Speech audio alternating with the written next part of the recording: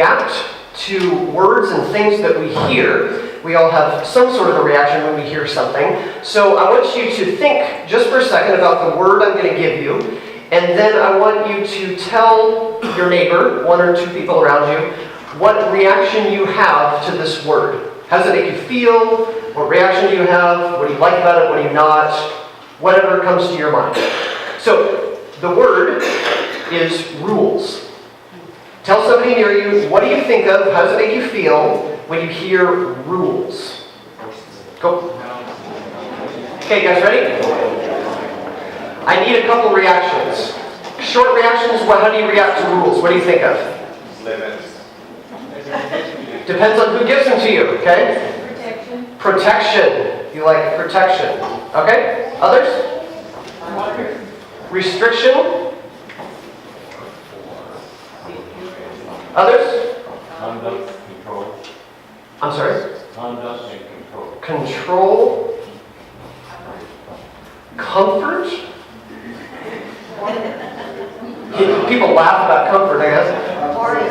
Safety. Order. All right.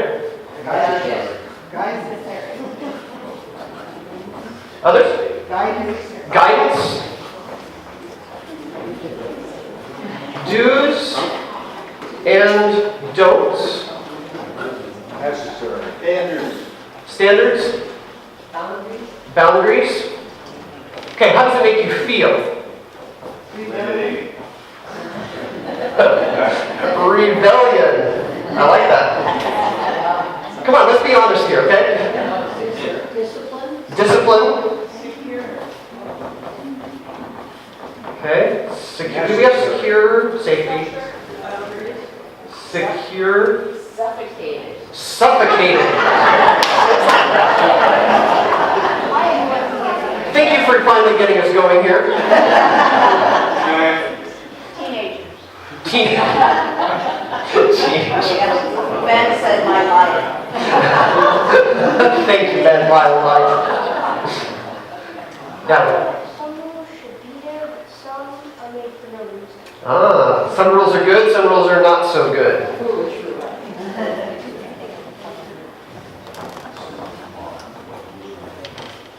Okay.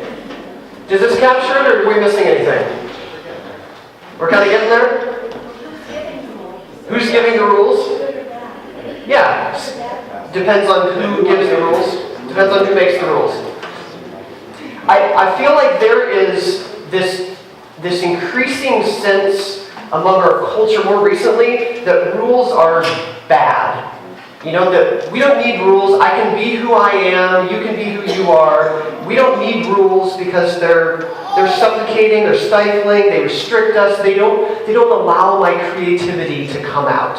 You know, they don't allow me to be me. So let's just there is a sense that that's happening. And if we were to assign a color to rules, what color would you assign? Red? Purple? Black? I feel like the color today would be like maybe a dark gray. I mean, maybe not totally black, but dark gray. I mean, there's this cloud that rules feel like so often today. Yet, everywhere has rules. Every family has rules. Every organization has rules. Every nation has rules. Every business, everybody has rules. So there's got to be something to rules. So what does God do when God gives us rules? Clearly God gave us the 10 Commandments, and those are rules. But why? Why did God give rules? So what I want to do in looking at that is look at just two questions. And the two questions are these. What came before God's rules? And what's the need that God's rules meet? What's the need that's there? So, what came before, and what's the need? So, in order to get there, let's start back before these rules came, and let's build a little bit of a timeline, because we need to know what came before these rules. Let's see if we can do this easily. We've been in this series that we've called The Big Picture for a while. And we have been looking at lots of events and things that have been happening throughout the Bible. So what I need is your help in building a timeline of what's happened before the Ten Commandments. Because lots of things have happened before, and we've looked at some of these major events. But what's happened before? Starting way at the beginning, we'll start with creation. And if we start with creation, then what happened next? What's the big thing that happened next? Sin. Great. What happened after the fall and after sin? What else did we cover? We don't have to have every detail, but what's the next major thing that we looked at? There was murder, there was chaos, there was the flood, there was Noah, we had flood and rainbow. What happened after God wiped everything out and started fresh? What happened next? God came to who? God came to who is the leader that God moved from one place to another? God came to Abraham. So that was Abraham. God started this new group of people with Abraham in a new place. After Abraham, the next major person that we looked at as God was doing something new was Joseph. We looked at Joseph and what Joseph did. Once Joseph led all these people into Egypt because they needed to be saved, who did God raise up? God raised up Moses. And we saw Moses take charge of some things. When Moses started to take charge and he faced Pharaoh, what are the 10 things that we just talked about with the kids that God brought on? God brought the plagues. We looked at the plagues. And then last week, that's you. Last week we looked at, finally after the plagues happened, then the rescue, the Red Sea, the Exodus finally happened and people arrived and they were saved. So, did anything come before the Ten Commandments? A lot came before the Ten Commandments. And if we look at all of these things that came before, God wants us to realize that there are specific things that came before these Ten Commandments. And even when the Ten Commandments are given, the first line, the introduction that God gives to the Ten Commandments is this verse, right at the beginning. In Exodus chapter 20. Is that verse next? Yes. I am the Lord your God who rescued you from the land of Egypt, the place of your slavery. You must have, and then it goes on with the Ten Commandments. And this is not just an introduction to be an introduction. Like to get our attention and to settle us down and to kind of say, okay, just get ready for what I'm really going to tell you, which is the important part that's next. This introduction is for a reason. I mean, God is saying, remember what happened before. God's talking about what just happened before, but also remember all these things that have happened before. All this stuff. Because what was God doing during all these things? After He set up creation, God was saving people from their sin. God was starting fresh and saving the human race. God brought Abraham to start fresh and save these people. God brought Joseph to rescue them and to save them. I mean, there's a trend here that's happening, that God is all about saving us. So did the Ten Commandments come here before all the saving happened? No. They came after the saving happened. Because God sends God's rules after saving us. The rules are not to make us savable people. They're not to make us good enough. They're not to make us ready to be saved. God gives rules once we are saved. Because God wants to say, I don't need that to save you, but here's how I want you to live because I've saved you. That's how God did it then. That's how Jesus has always done it since. Jesus doesn't require us to be perfect and neat and pretty before He saves us, but Jesus then gives us an opportunity to live a certain way because Jesus saves us. That started a long time ago, and that's what comes before the rules that God loves and God saves. So if God does that, if God loves us and saves us, and then God gives us these rules, why? Why do we need them? I mean, they're not going to make us any better with God. God already took care of the relationship, and we're in good with God, so what's the point of the rules if we've already been saved? And I wonder if a lot of that has to do with what's the need that God's trying to meet. What is the need that God has, so God gives us rules to meet this need that God has? Now is where we're going to look at the passage that's in your bulletin. It's a passage from Exodus 19, and it's just before the Ten Commandments come, and it prefaces and frames what these Ten Commandments are all about and why God gives them. So we are going to look at Exodus chapter 19, a few verses there. It says, "Then Moses climbed the mountain to appear before God. The Lord called to him from the mountain and said, 'Give these instructions to the family of Jacob. Announce to the descendants of Israel, you have seen what I did to the Egyptians. You know how I carried you on eagle's wings and brought you to myself. Now, if you will obey me and keep my covenant, you will be my own special treasure from among all the peoples on earth. For all the earth belongs to me, and you will be my kingdom of priests, my holy nation. This is the message you, Moses, must give to the people of Israel.'" And if you notice, God says this whole thing again, that we started with saving, and then we moved on to rules. Remember what I did for you in Egypt. Remember how I saved you. Now this is how I want you to live. But why? And he says it right at the end of this section. The need that God has is to make us into a special treasure, a kingdom of priests, God's holy nation. So how do God's rules make us a special treasure, a kingdom of priests, and a holy nation, and what's the connection? Well, think about these things. A special treasure is something that everybody wants. Everybody wants a treasure. So God's somehow making us into a treasure that others want. Well, what about the kingdom of priests and the holy nation? What are priests? What do priests do? They help other people worship God. Their job is to set it up, to make the environment, to help other people worship God. God is building a kingdom of priests through these rules. God is setting people up to help other people worship God.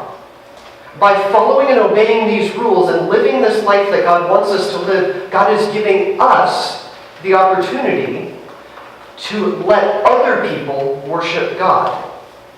Kingdom of priests, holy nation. God is setting up a holy nation of people, a set-apart group of people, not just so that they can worship God, but so that others can be invited in to worship God. I mean, if we read the entire Old Testament, we see that time after time, God's greatest need is for people to know God, and more people, the nations, the world, to know God. And God set up a crazy plan to give us rules for how to live so that the world could see how to follow God and want to worship God.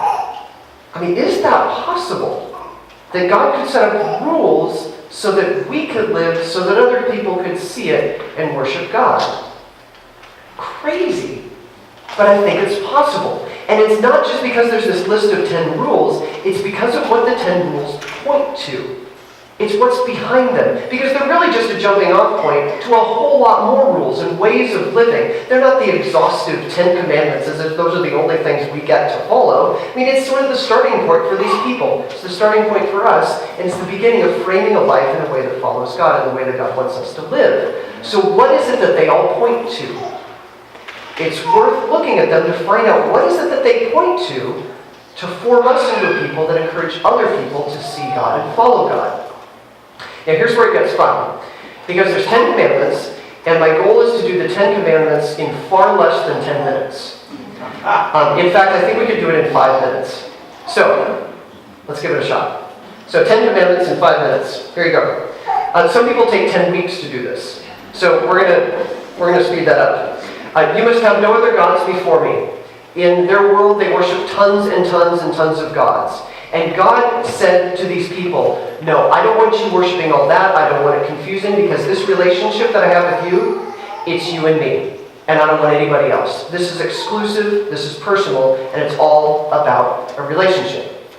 Second commandment, you must not make for yourself an idol.